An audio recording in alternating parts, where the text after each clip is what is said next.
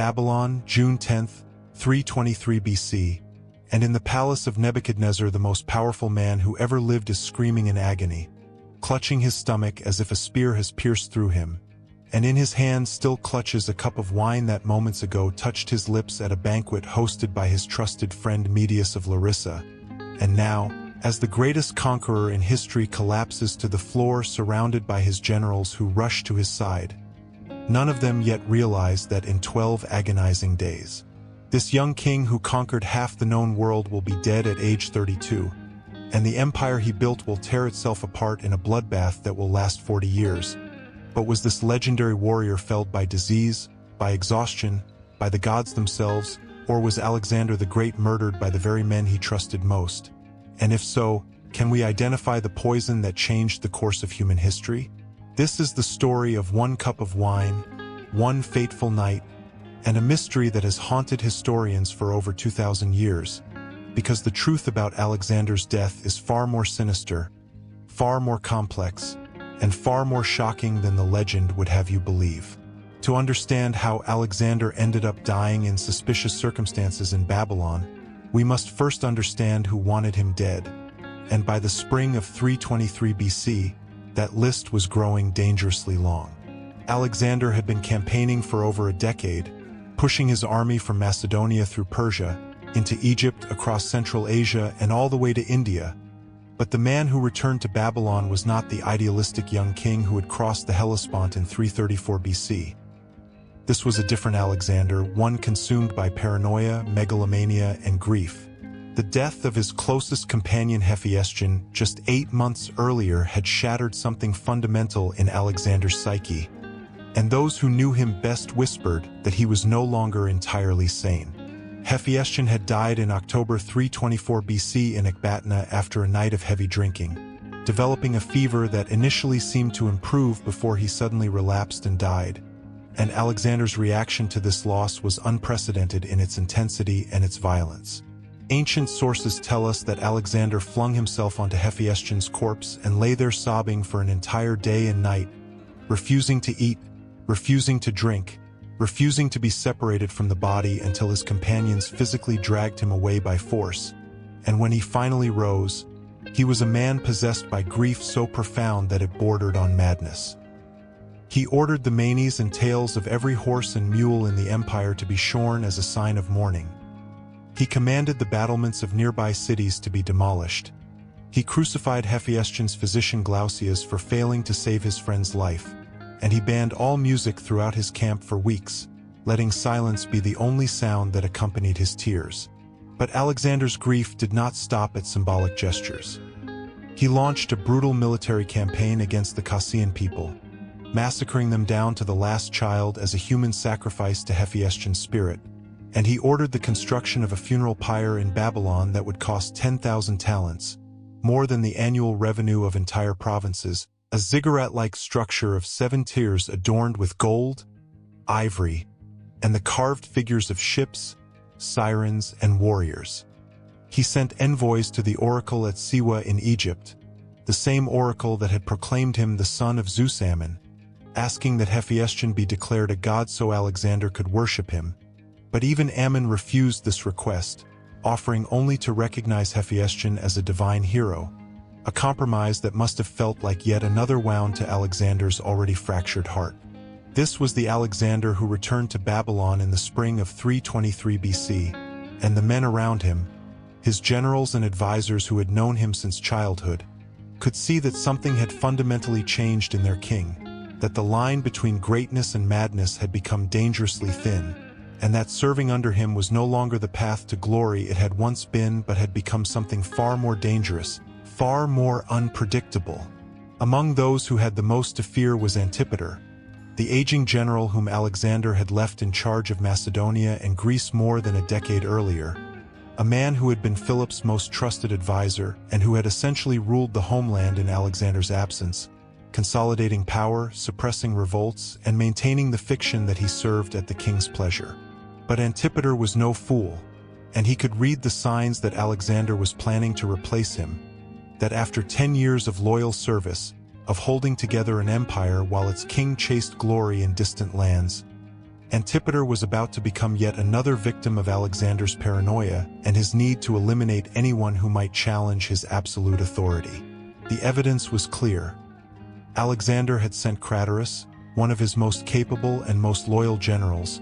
back toward Macedonia with 10,000 veterans, ostensibly to bring reinforcements to Babylon, but almost certainly with secret orders to relieve Antipater of command, to strip him of the power base he had spent a decade building. And Alexander had summoned Antipater himself to Babylon, a command that on the surface seemed innocent enough, a routine meeting between king and regent. But Antipater knew better because he had seen what happened to others who had displeased Alexander. He had heard the stories of Philotas and Parmenion, of Callisthenes and Clitus, of all the men who had been close to Alexander and had ended up dead because they had said the wrong thing, had questioned the wrong order, had failed to prostrate themselves with sufficient enthusiasm before a king who increasingly demanded to be worshipped as a god. Antipater was 78 years old in 323 BC, an old man by ancient standards, and he had no intention of traveling to Babylon to face what he must have suspected would be a death sentence. So instead of obeying Alexander's summons, he made a fateful decision. He sent his eldest son Cassander in his place, bearing gifts and excuses and assurances of his father's continued loyalty. And if the ancient sources are to be believed, Cassander carried something else with him as well, something hidden in a hollowed-out mule's hoof, something that would change the course of history.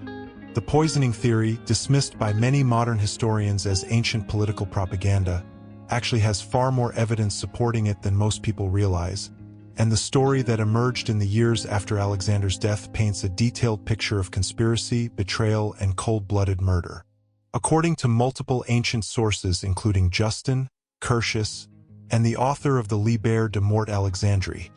the plot unfolded like this. Antipater, fearing for his life and knowing he could not defeat Alexander in open battle, consulted with his old friend Aristotle, the philosopher who had once been Alexander's tutor but who had become estranged from his former student after Alexander had one of Aristotle's relatives, Callisthenes, executed for alleged involvement in a conspiracy. Aristotle, the story goes, provided Antipater with information about a poison so deadly, so toxic, that it could only be transported in the hoof of a mule or horse because it would eat through any other container.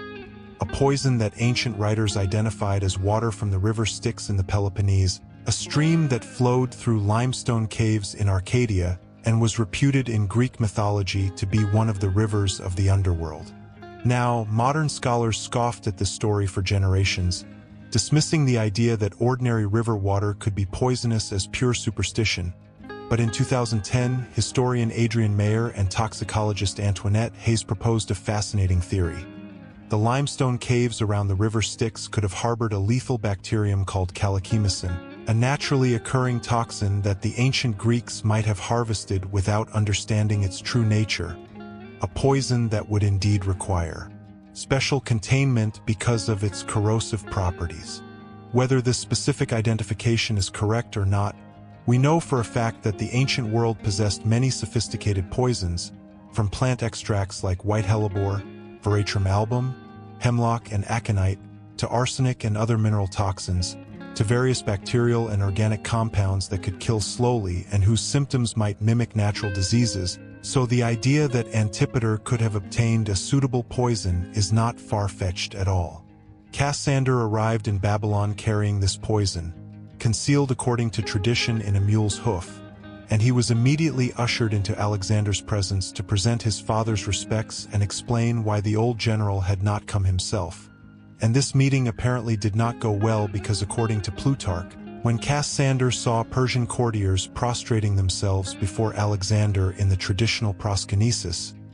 he laughed out loud at the absurdity of Greeks and Macedonians debasing themselves before their king like oriental slaves, and Alexander's reaction was swift and terrifying.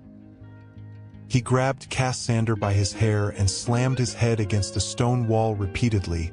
a humiliation that Cassander would never forget and never forgive. But Cassander was not in Babylon to seek personal revenge. He was there on his father's business, and he had two accomplices perfectly positioned to carry out the assassination. his younger brother Iollas, who served as Alexander's personal cupbearer, one of the royal pages who, according to Macedonian tradition, held honored positions in the king's household, and who had the sacred duty of tasting the king's food and wine to ensure it was not poisoned, making him both the last line of defense against assassination and, paradoxically, the perfect person to administer poison if he chose to betray that trust. And there was Medius of Larissa, a Thessalian nobleman who commanded a trireme in Alexander's fleet, who had risen to become one of the king's favorite drinking companions, and who, according to some sources, was Iollas's lover, creating a personal bond that would make cooperation in such a dangerous conspiracy easier to arrange. The plan, if we believe the ancient accounts, was for Medius to host a banquet, ostensibly to celebrate the return of Admiral Nearchus from his epic voyage exploring the Persian Gulf and the Arabian coast. And during this banquet, when Alexander was relaxed and drinking freely, Iollas would poison the king's wine, and if that first attempt failed, he would try again using a poisoned feather when Alexander called for an emetic to help him vomit, which was a common practice among heavy drinkers in the ancient world. And so on either May 29th or May 31st, 323 BC, the sources vary on the exact date, Alexander attended a banquet at the house of Nearchus to celebrate the admiral's achievements, and afterward, as he was preparing to retire for the evening, Medius invited him to continue the revelry at his own house for more drinking, and Alexander, perhaps still trying to drown his grief over Hephaestion in wine, perhaps simply enjoying the company of his friends, perhaps already slightly drunk and not thinking, clearly accepted the invitation. What happened next has been preserved in remarkable detail by multiple ancient historians who drew on eyewitness accounts, most importantly the royal ephemerides, the official daily journals kept by Alexander's secretary Eumenes of Cardia, which recorded the king's activities day by day and which survived long enough for later historians like Plutarch and Arrian to quote from them. According to these sources, Alexander arrived at Medius's house and the drinking began in earnest. And this was not the moderate, civilized symposium of classical Greek culture, but the harder drinking Macedonian style, where wine was often consumed with less water mixed in and where drinking contests were common. Diodorus Siculus specifically mentions that Alexander drank a large quantity of pure wine at this banquet, and other sources reference something called the Bowl of Heracles, a massive vessel holding perhaps 6 liters of wine that was used for drinking contests, though sources disagree on whether Alexander actually drank the entire bowl or whether he was overcome by fever before he could finish it. At some point during the drinking, according to the poisoning accounts, Iollas prepared Alexander's wine and handed him the cup, and Alexander raised it to his lips and drank, and then suddenly, shockingly, he cried out in pain, a scream so loud and so unexpected that it silenced the entire banquet, with witnesses comparing it to being struck by a spear, others saying he screamed as if an arrow had pierced his back, and he collapsed, clutching his stomach in agony. This detail, this sudden onset of severe pain immediately after drinking, appears in multiple independent sources and is one of the strongest pieces of evidence for the poisoning theory, because if Alexander's death had been caused by typhoid fever, malaria, or any of the other diseases commonly proposed, the onset would have been gradual, not sudden and dramatic. The immediate sharp pain in the upper right quadrant of the abdomen, the location of the liver and gallbladder, combined with the sudden onset after drinking wine, is exactly what you would expect from certain types of poisoning, particularly plant-based toxins like white hellebore or certain bacterial toxins that cause acute inflammation and tissue damage. After his collapse, Alexander was helped back to his rooms in the palace of Nebuchadnezzar, and what followed were 12 days of horrific suffering that the ancient sources documented in almost clinical detail, giving us a day-by-day account of symptoms that modern toxicologists and medical historians have analyzed extensively trying to determine what killed him. The royal ephemerides, as quoted by Plutarch, tell us that on the first day after the banquet Alexander developed a high fever, one of the few symptoms that nearly all sources agree on, and he spent the day in his bath trying to cool down, but the fever did not break. On the second day his fever continued and he performed some religious sacrifices, trying to determine what the gods wanted from him, what he had done to deserve this suffering, and then he spent the evening in his bath again, and he called for Nearchus and other officers to discuss the upcoming Arabian expedition, maintaining the fiction that he would recover, that this was just a temporary setback. On the third day he bathed again and made more sacrifices, the fever still raging, and he gave orders for his officers to remain on standby and for the commanders to remain in the palace courtyard, ready to receive instructions, still trying to conduct business even as his condition deteriorated. On the fourth day he was carried to make his sacrifices, unable to walk on his own anymore, and again he gave orders to his officers, his voice growing weaker, and still the fever burned. On the fifth day he was barely conscious, carried to his bathing place, still trying to maintain his routine, still fighting against whatever was destroying him from within, and he managed to give a few commands about the timing of military movements. On the sixth day, no longer able to bathe, he was confined to his bed, and he tried to hold a military council but could barely speak. His voice reduced to a whisper, and the officers started to realize that their king might actually be dying, that this was not just another wound that Alexander's legendary constitution would overcome as he had overcome so many injuries in battle.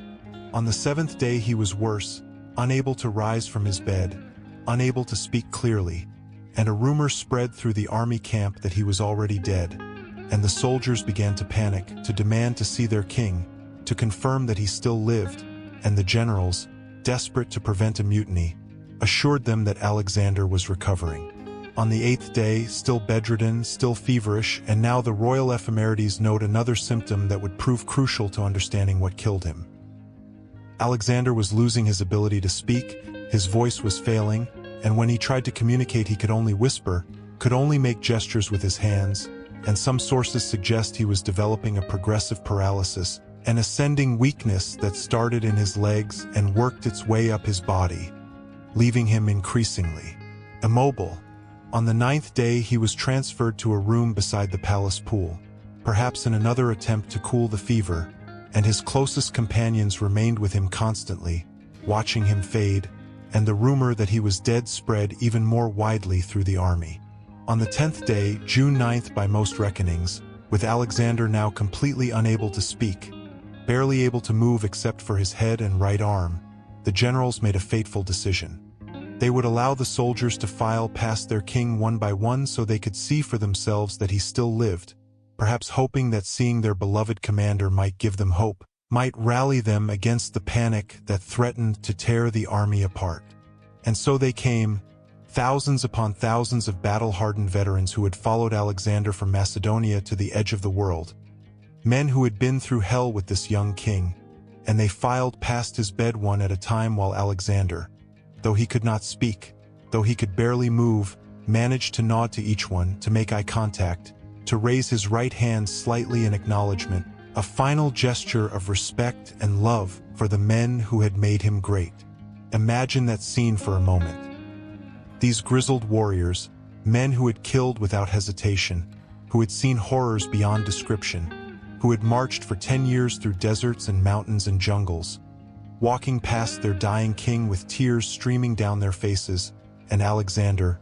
32 years old, unable to speak, unable to move, using every last bit of strength to raise his hand in greeting, to show them he remembered them, that he honored their service, that even in death he was still their king. On the 11th day, June 10th, Alexander's condition deteriorated further, and sometime in the evening of that day or the early morning hours of June 11th, probably between 10 and 11 p.m. according to Babylonian astronomical records that precisely noted the date, Alexander the Great died. He was 32 years and 8 months old, and he had reigned for 12 years and 8 months, and he had conquered an empire stretching from Greece to India, from Egypt to Central Asia, the largest empire the world had yet known. And with his death, that empire would immediately begin tearing itself apart in a succession crisis that would spawn 40 years of warfare and ultimately see Macedonia split into 3 separate kingdoms: Ptolemaic Egypt, Seleucid Asia, and Antigonid Macedonia. But the question that has haunted historians ever since is what actually killed him. And was it murder or merely tragic circumstance? Let's examine the evidence methodically, starting with the arguments against poisoning. Modern historians have often dismissed the poisoning theory for several reasons, and these arguments deserve serious consideration. First, they point out that the poisoning accusations did not surface until 6 years after Alexander's death, in 317 BC, when his mother Olympias, engaged in a brutal power struggle with Antipater's faction, had Iollas's tomb opened and his ashes scattered to the winds as revenge for supposedly killing her son. And many scholars believe this was pure political propaganda, an attempt to discredit Antipater's family during the wars of the Diadochi.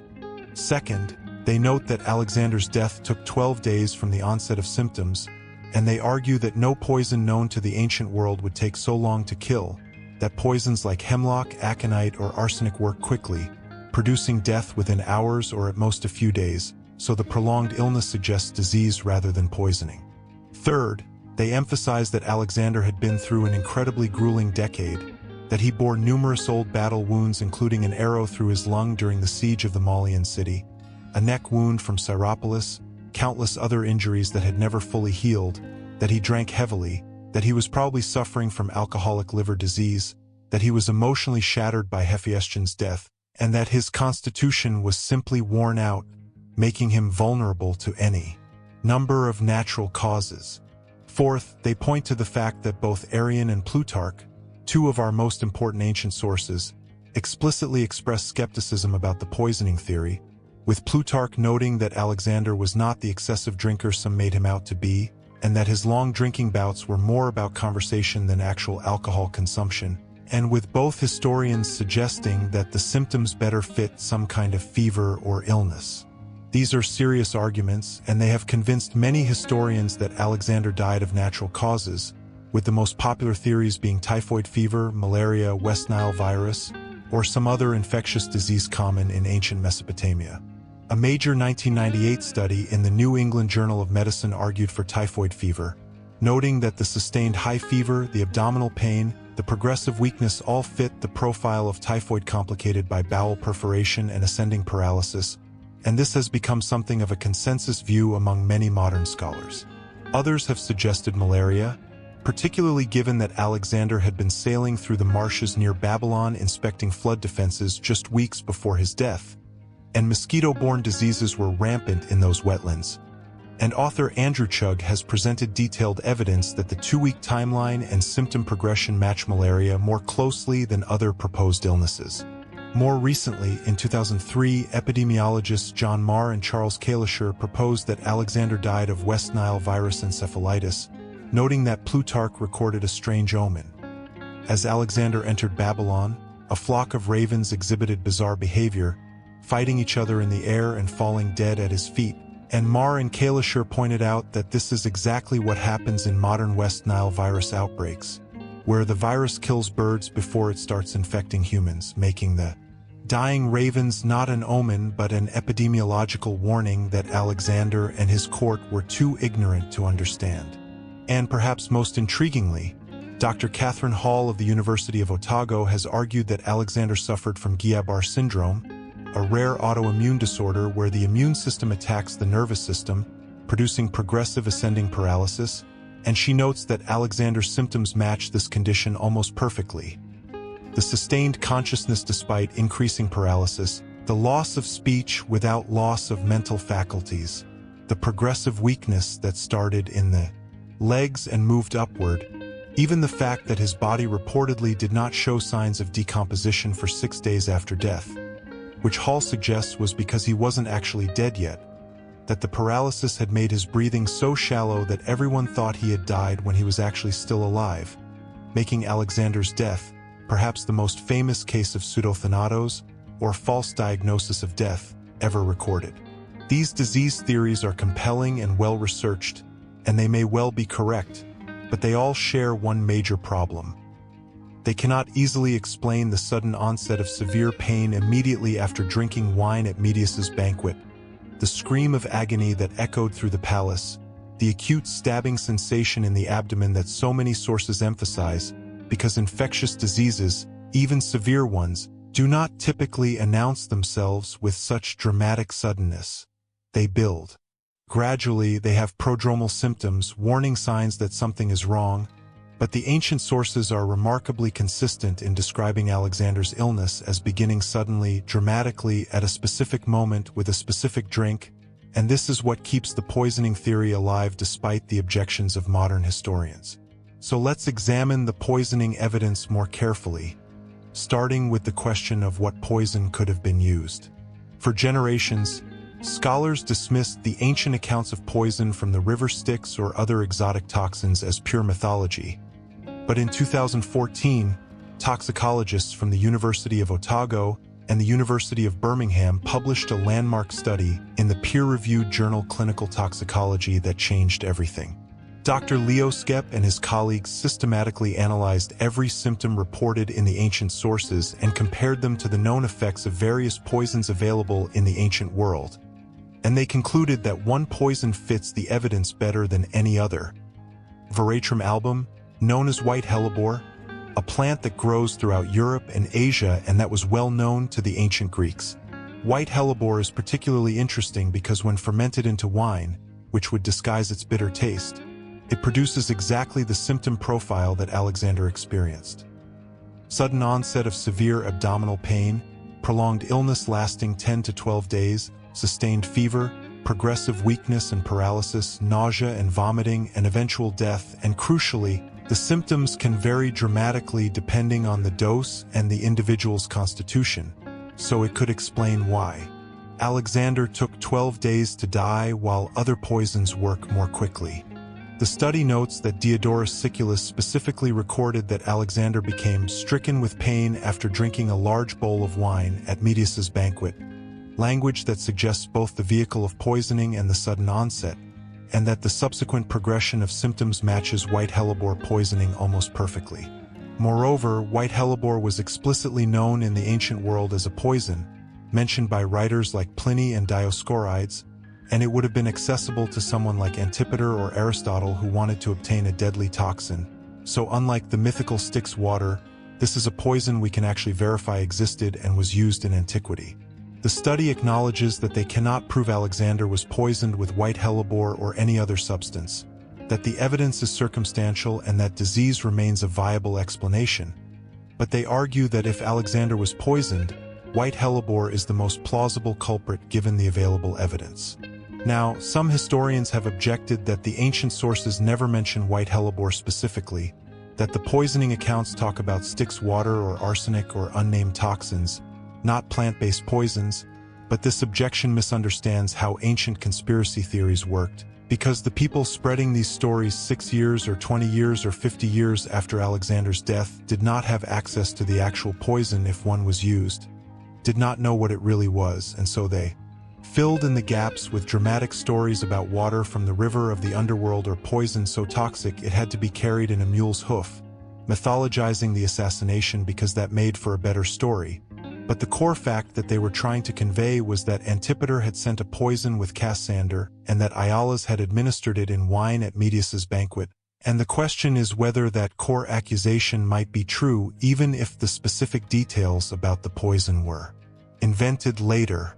And here we need to consider the context, because while the poisoning accusations did not become public until 317 BC, the fact that they were suppressed for 6 years does not mean they were invented 6 years later. It might mean the opposite, that people suspected poisoning from the beginning but were afraid to say so publicly while Antipater and his sons held power. And as soon as Antipater died in 319 BC and the power balance shifted, suddenly people felt safe enough to start talking about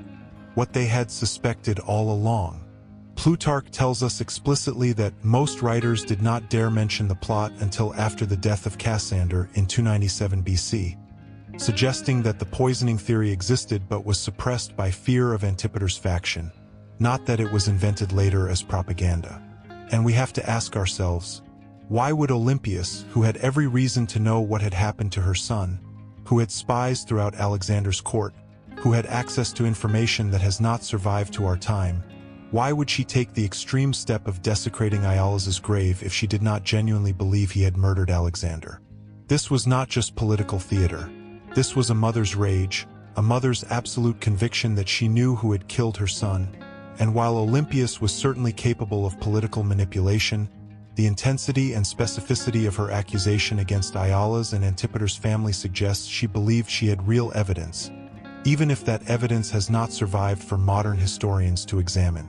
We also need to consider the behavior of the supposed conspirators after Alexander's death, because if Antipater orchestrated the murder, we would expect to see him benefit from it, and indeed we do. Instead of being replaced by Craterus and potentially executed, Antipater remained in power in Macedonia, defied the designated successor Perdiccas, formed his own power bloc, and ultimately became regent of the entire empire after Perdiccas' death, dying peacefully in bed in 319 BC, having achieved exactly what he wanted: survival and power. And Cassander's behavior is even more suspicious. After Alexander's death, he became one of the most ruthless players in the wars of the Diadochi. He ultimately seized control of Macedonia himself, and he murdered Alexander's young son Alexander IV in 309 BC, eliminating the last legitimate heir to prevent him from ever claiming his father's throne, an act that makes perfect sense if Cassander had already crossed the line into murdering Alexander himself, because then what was one more murder to protect his position? And Plutarch recorded something else interesting about Cassander. Even decades after Alexander's death, Cassander would reportedly panic and tremble whenever he saw a statue or painting of Alexander. He was literally afraid of his former king's image, and while some might interpret this as guilt or trauma from the headbanging incident, it could also be the reaction of a man who committed regicide and could never entirely escape the psychological burden of that act. Medius's fate is also revealing. He went on to serve under Antigonus Monophthalmus and became one of his chief admirals, commanding fleets in major naval battles and achieving great success. Hardly the career trajectory you would expect for someone whose banquet happened to coincidentally witness the king's death if there was any serious suspicion that he was involved in foul play, yet he prospered mightily in the years after 323 BC.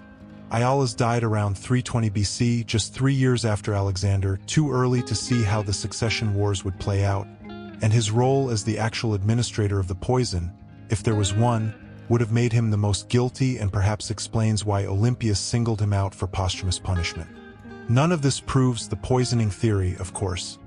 Circumstantial evidence of benefit does not prove causation, and powerful men often prosper in times of chaos regardless of whether they engineered that chaos. But it does establish that Antipater's faction had both motive and opportunity, and that they behaved after Alexander's death exactly as you would expect if they had orchestrated his murder. The strongest argument for poisoning, however,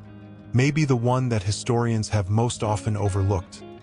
the question of why the ancient sources are so consistent about the basic facts of the story even when they disagree about specific details. If the poisoning theory was pure invention,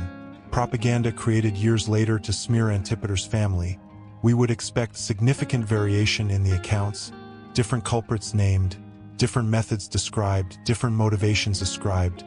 But instead we find remarkable consistency across sources written at different times by authors with different political sympathies. Antipater feared Alexander was going to kill him. He sent Cassander to Babylon with poison. Cassander recruited his brother Iollas, who was Alexander's cupbearer. They enlisted Medius of Larissa, who hosted a banquet specifically for this purpose. Iollas poisoned Alexander's wine. Alexander cried out in pain immediately after drinking, and he died 12 days later, and this basic narrative appears in Justin, Curtius, Diodorus, the Liber de Mort Alexandri, and is acknowledged even by skeptical sources like Plutarch and Arrian, who ultimately reject the poisoning theory but confirm that it was widely believed. This kind of consistency across multiple independent sources, some of which were hostile to the poisoning theory, suggests there was an early and persistent tradition that Alexander was murdered, a tradition that may well go back to people who were actually present in Babylon in June 323 BC, and who saw something suspicious but could not speak openly about it while Antipater controlled Macedonia and his allies controlled much of Alexander's former empire. We also need to consider one more piece of evidence that rarely gets mentioned in discussions of Alexander's death: the strange behavior of Alexander's body after his death, because according to multiple sources, Alexander's corpse did not begin to show signs of decomposition for 6 days after he died. and while Dr. Catherine Hall interprets this as evidence that he was not actually dead yet, that he was in a state of paralytic pseudothanatos, there is another interpretation that aligns with the poisoning theory. Certain toxins, particularly those that interfere with bacterial growth or that significantly alter the body's chemistry, can delay decomposition, and some historians have suggested that if Alexander was poisoned with a substance that had preservative properties, perhaps even deliberately chosen for that reason to facilitate transporting his body for burial, this could explain the delayed decomposition without requiring us to believe he was actually still alive. The ancient world certainly knew about preservatives. They embalmed bodies in Egypt. They used honey and wine and various other substances to prevent decay. And if someone wanted to poison Alexander in a way that would both kill him slowly to mimic disease and would preserve his body for political purposes, allowing it to be displayed and transported and ultimately claimed by whichever general seized it first, choosing a poison with preservative properties would have been clever indeed. Ptolemy did eventually seize Alexander's body and take it to Egypt, establishing his legitimacy as Alexander's successor by becoming the guardian of the great king's corpse. And if Ptolemy was in on the conspiracy, if he knew that Alexander was going to die and wanted to ensure he could claim the body, this could explain some of the otherwise puzzling aspects of how Alexander's corpse was handled and why there was such a delay before it was moved from Babylon. But we are getting into speculation here, and we need to acknowledge the fundamental limitation of this investigation. We simply cannot prove whether Alexander was murdered or died of natural causes, and we probably never will unless someone invents a time machine or discovers some extraordinary new cache of ancient documents that settles the question definitively. What we can say with confidence is that the dismissal of the poisoning theory by many modern historians may have been premature, that the ancient sources deserve to be taken more seriously than they often have been, that the medical evidence is genuinely ambiguous and could support either poisoning or disease, and that the political context makes murder entirely plausible even if we cannot prove it occurred. The most intellectually honest position, given the available evidence, is probably to say that Alexander might have been murdered, that Antipater and his sons certainly had motive and opportunity, that the symptoms reported in the ancient sources are consistent with poisoning by white hellebore or similar plant toxins, but that infectious disease remains a viable alternative explanation, and that we should hold both possibilities in mind rather than definitively choosing one over the other. What is undeniable, regardless of whether poison was involved, is that Alexander's death represented one of the greatest turning points in human history, because with one young man's death in a Babylonian palace, the entire trajectory of civilization changed. If Alexander had lived another 10 years, another 20 years, if he had survived to execute his planned invasions of Arabia, Carthage, and potentially Rome itself, if he had successfully consolidated his empire and passed it on to an heir who could hold it together, the history of Europe, the Middle East, and Asia would have been completely different. We might be living in a world where Greek culture dominated all the way from Spain to China, where Alexander's empire never fragmented into Hellenistic kingdoms, where Rome never rose to power because Alexander conquered it first, where Christianity never emerged because the religious landscape of the region developed along completely different lines. But instead, Alexander died at 32, and his empire immediately shattered, and from those fragments emerged the Hellenistic world that would shape the next 3 centuries, the world in which Rome would rise, in which Greek culture would fuse with Oriental traditions, in which the seeds of Christianity would be planted in the cosmopolitan cities of the Eastern Mediterranean. The immediate aftermath of Alexander's death was chaos, because the young king had failed to name a clear successor, and when his generals asked him on his deathbed, "To whom do you leave your kingdom?" Alexander supposedly replied, "To the strongest," or possibly to Kratistos, which could mean either the strongest or the name of his general Craterus, leaving everyone confused about his intentions, and there are even sources that claim he could no longer speak at all by that point and simply took his signet ring off his finger and handed it to Perdiccas, his second-in-command. But whether this represented naming Perdiccas as successor or simply entrusting him with administrative duties was immediately disputed. Within hours of Alexander's death, his generals were already maneuvering for position,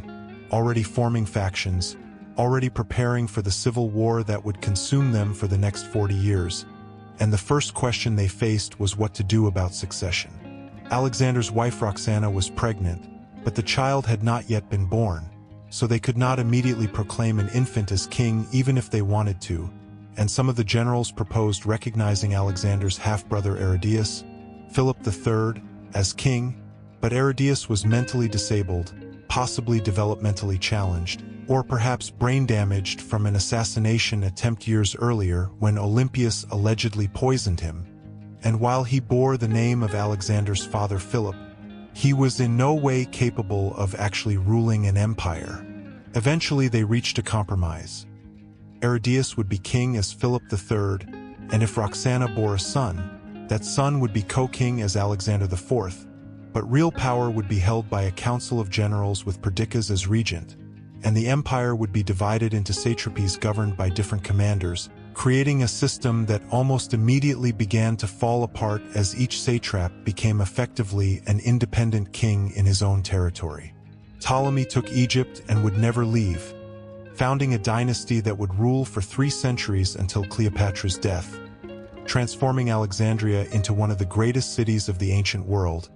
home to the legendary library and the lighthouse, one of the 7 wonders. Seleucus would eventually claim the Asian territories, founding the Seleucid Empire that stretched from Asia Minor to India, though the eastern portions would quickly break away, forming kingdoms in Bactria and Parthia that would eventually threaten Rome itself. Antigonus Monophthalmus, the one-eyed, would try to reconquer the whole empire, nearly succeeding before his death at the Battle of Ipsus in 301 BC. Cassander would seize Macedonia itself, murdering Alexander's mother Olympias in 316 BC when she backed his rival, and then murdering Alexander's widow Roxana and his young son Alexander IV in 309 BC, eliminating the last legitimate heirs to Alexander's throne and ending any hope that the empire might be reunited under Alexander's bloodline. The wars of the Diadochi, the wars of the successors, would rage for 40 years, from 323 BC until 281 BC,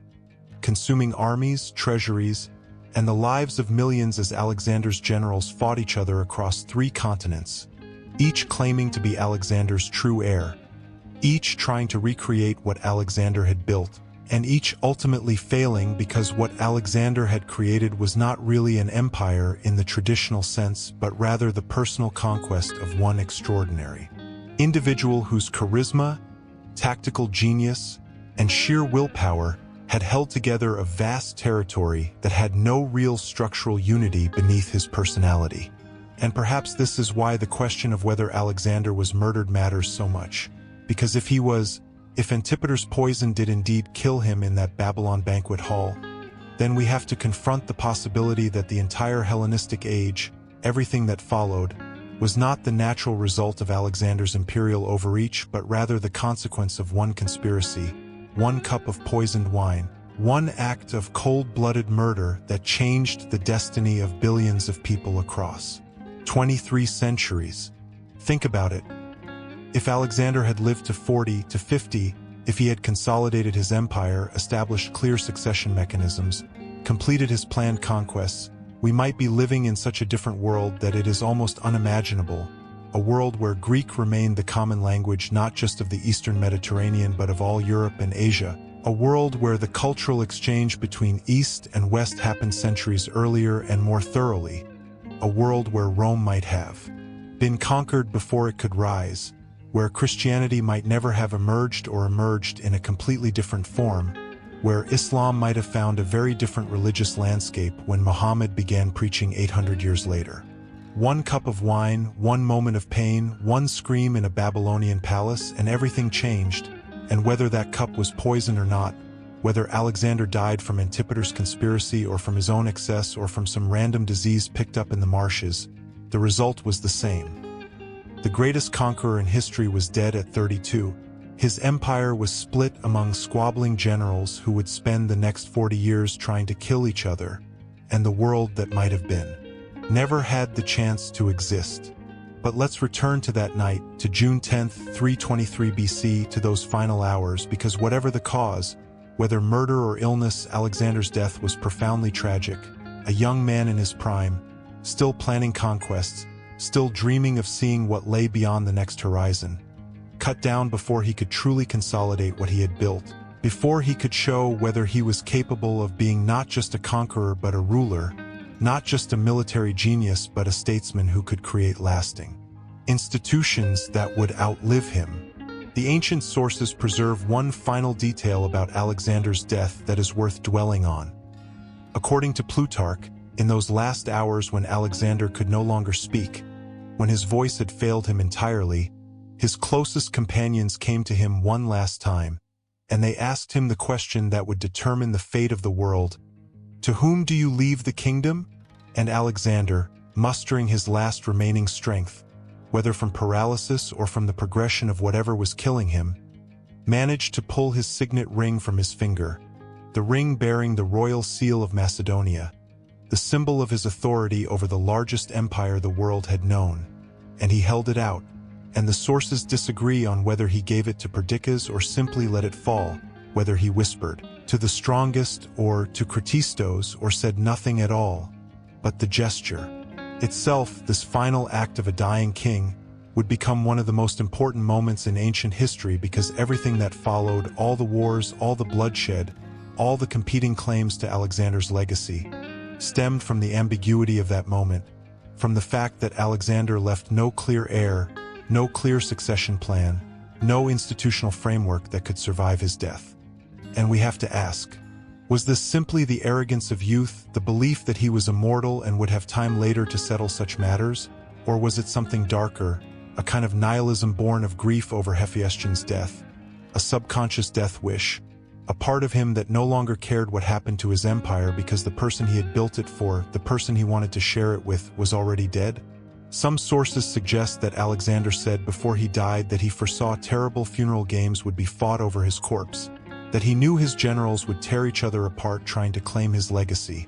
And if he knew this, if he could predict the bloodbath that would follow, why did he not do more to prevent it? Why did he not clearly designate a successor? Why did he not put structures in place that might have held the empire together? Perhaps because on some level he did not want it to be held together without him, because the empire was not meant to outlive its creator, because Alexander's conquest was always about Alexander himself, about proving he could surpass his father Philip, about becoming a god, about achieving immortal glory,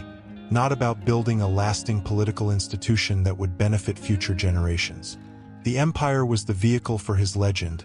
not the other way around, and when he died, when the legend was complete,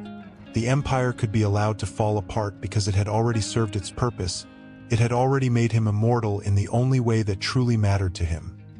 As a story, as a myth, as the greatest conqueror who ever lived, the man who reached the end of the world at the age of 30 and wept because there were no more worlds to conquer. But perhaps I am being too harsh, too cynical about Alexander's motivations, because we also have to remember that he did not expect to die at 32,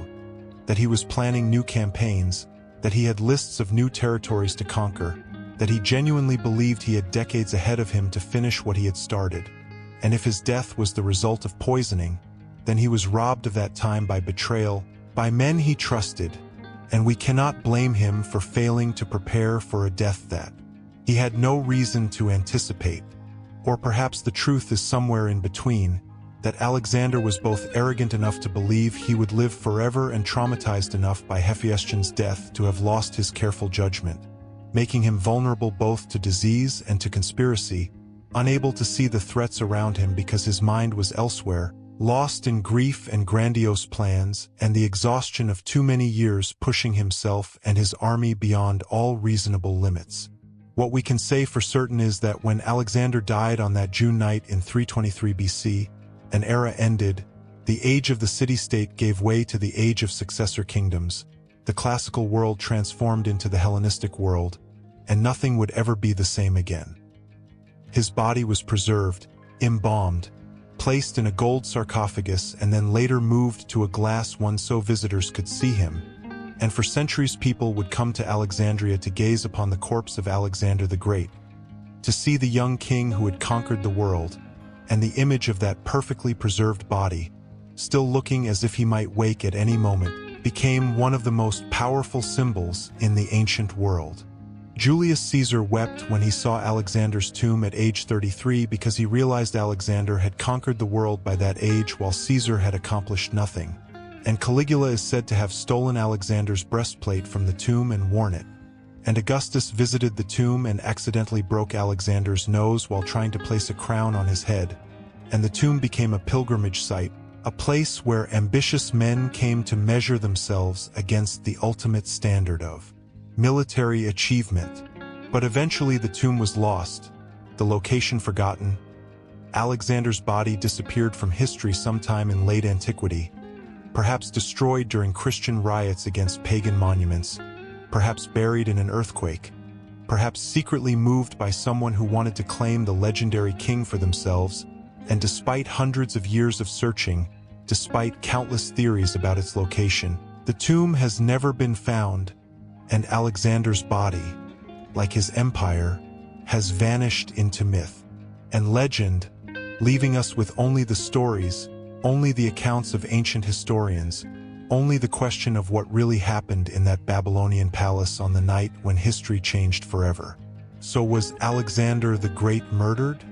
Did Antipater's poison kill him, administered by Iollas in a cup of wine at Medius's carefully orchestrated banquet? Or did he simply fall victim to disease, to malaria or typhoid or West Nile virus or some other illness that was all too common in the ancient world? His death a tragedy of circumstance rather than conspiracy? The honest answer is that we do not know and probably never will know with absolute certainty. But what we can say is this: the evidence for poisoning is stronger than most modern historians have acknowledged. The ancient sources deserve more respect than they have often received. The medical data is genuinely ambiguous. The political context makes murder plausible, and the behavior of Antipater's family after Alexander's death is highly suspicious. If forced to bet, I would say the probability that Alexander was murdered is at least 40 to 50%, possibly higher. Not certainty, but not a remote possibility either. A genuine historical controversy where both sides have real evidence and where our uncertainty reflects not the weakness of historical method but the genuine ambiguity of the past. The reality that some questions cannot be answered definitively 2,300 years after the fact when the key witnesses are long dead and the physical evidence has vanished. But whether Alexander was murdered or died of natural causes, whether his death was the result of Antipater's conspiracy or simply bad luck, one thing is certain: the wine that Alexander drank on that June night in 323 BC changed everything, and the world we live in today, the borders of modern nations, the distribution of languages and cultures, the trajectory of Western civilization itself, all of it traces back in some way to that one moment when the greatest conqueror in history cried out in pain and began the 12-day journey to his death, leaving behind an empire with no heir, a legend that would outlive empires, and a mystery that continues to fascinate us more than 2 millennia later, because we want to know not just how Alexander died but what his death meant, whether his life was cut short by betrayal or by fate, whether the empire he built could have lasted if he had lived or was always destined to fragment into warring kingdoms because conquest is easy but governance is hard, because charisma can conquer cities but only institutions can endure beyond the death of their founder. Alexander's legacy is complex and contradictory. He was a military genius who never lost a battle, a cultural bridge who fused Greek and Persian traditions and created the cosmopolitan Hellenistic world, a visionary who dreamed of uniting East and West under one rule. But he was also a ruthless conqueror who destroyed cities and enslaved populations, a paranoid tyrant who murdered his friends and demanded to be worshipped as a god, a reckless drinker whose heavy consumption may have contributed to his early death, a man so consumed by grief over his companion's death that he lost his judgment and perhaps his sanity in the final months of his life. He contained multitudes. He was hero and villain, liberator and oppressor, genius and madman, and trying to reduce him to simple categories, trying to say he was simply good or simply evil, misses the complexity of who he was and what he achieved. The question of whether he was murdered matters not just because we want to solve a historical mystery. though that is certainly part of it,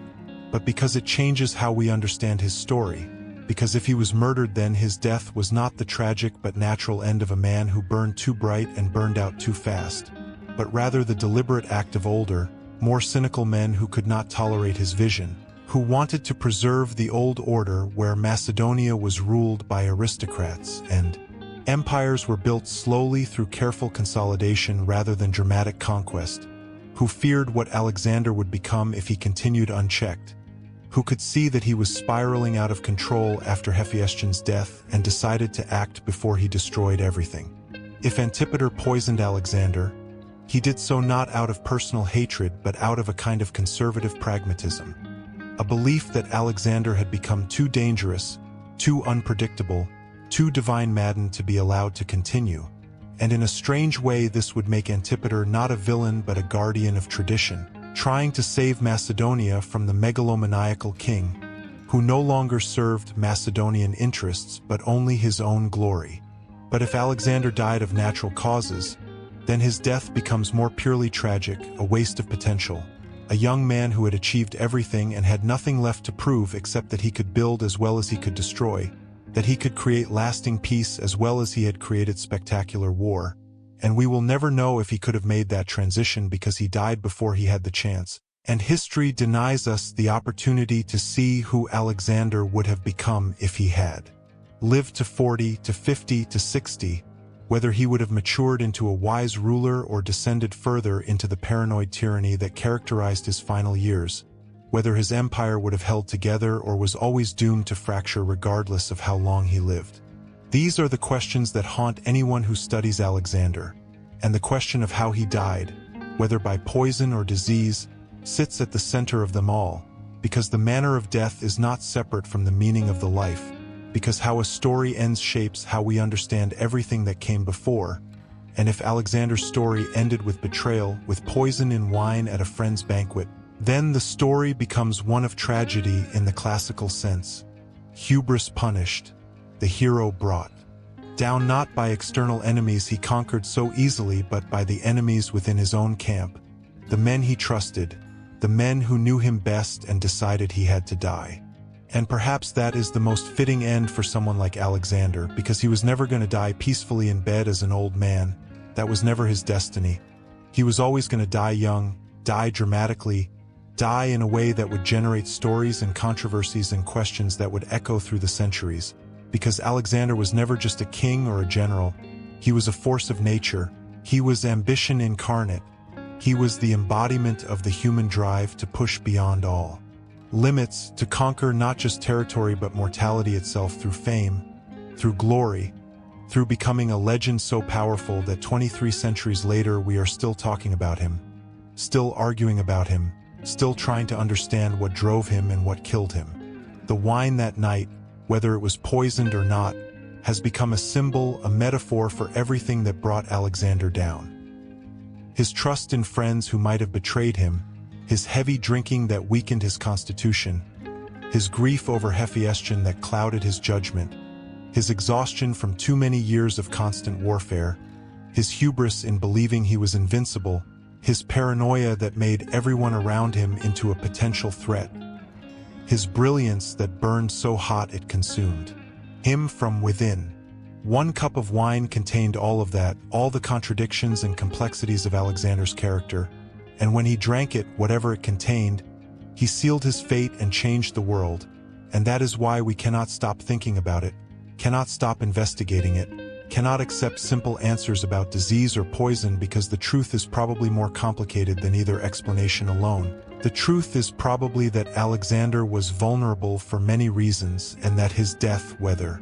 through conspiracy or circumstance, was the result of all those vulnerabilities converging at once in a perfect storm that destroyed the greatest conqueror in history. So here is what we know for certain. On the night of June 10th or 11th, 323 BC, in the palace of Nebuchadnezzar in Babylon, Alexander III of Macedon, age 32, king for 12 years and 8 months, conqueror of an empire stretching from Greece to India, died after 12 days of agonizing illness that began at a banquet, his body preserved for 6 days before showing signs of decomposition, his empire immediately dissolving into civil war, his tomb eventually lost to history, his legend growing stronger with each passing century until he became not just a historical figure but an archetype, the conqueror, the young king who died before his time, the man who proved that glory is fleeting but fame is eternal, that you can conquer the world and still die alone crying out in pain from something as simple as a cup of wine. Whether that wine was poisoned by enemies who feared you or simply carried disease that your exhausted body could no longer fight off. And perhaps the uncertainty about how Alexander died is fitting. Perhaps it is even necessary. Because if we knew for certain whether he was murdered or died of disease, the story would lose some of its power, would become just another historical fact rather than an eternal mystery. And mysteries endure in ways that facts do not. Mysteries invite us to engage with history as detectives, as interpreters, as storytellers ourselves, trying to make sense of fragments and contradictions and accounts, written by people with their own biases and agendas. And in that sense, the question of whether Alexander was murdered keeps him alive in our imagination in a way that a definitive answer never could.